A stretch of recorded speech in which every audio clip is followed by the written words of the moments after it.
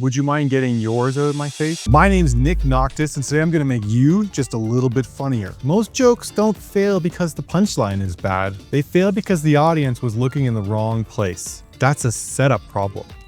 That part that comes before the funny part. And today, we're gonna talk about one specific kind of setup. This is the setup you use when you want a big surprise, when you pull the audience one way and then you flip it on them at the last second. This is the misdirect setup, and it's easier than you think. I'm gonna show you how it works with 3 examples, and afterwards, you should just be a little bit funnier. I remember when misdirect setups really clicked for me. I went to get a massage, and when I got there, they asked if I'd be okay with a male masseuse. I replied, of course, but I was a little nervous. I'd never had a male masseuse before, and halfway through, I asked him a question. Hey, is it normal to get an erection during a massage? He replied quickly and warmly, very normal, totally natural, it happens all the time. Nothing to worry about. I replied, okay, thanks, that's good to know, but would you mind getting yours out of my face?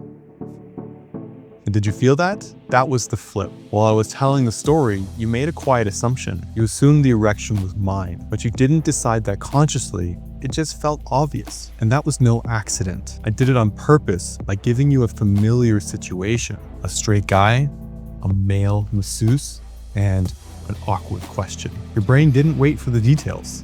It just filled them in. And that's misdirect. It isn't the punchline. It's where the spotlight is pointed. In this story, all the attention was on me, my discomfort, my body. So when the story flips, it's not clever wordplay. It's the shock of realizing your brain committed too early and stopped checking. That gap between what you were sure of and what actually happened, that's misdirect. They're not about tricking the audience. They're about making them trick themselves. Certainty feels good until you realize you were wrong. Oh, and one more thing. Did you notice what I did earlier? Even the way I introduced this section was a misdirect. I remember when misdirect setups really clicked for me. I went to get a massage. That sounded like a lesson intro, but it was just another misdirect so I could sneak in the example joke without you looking for it.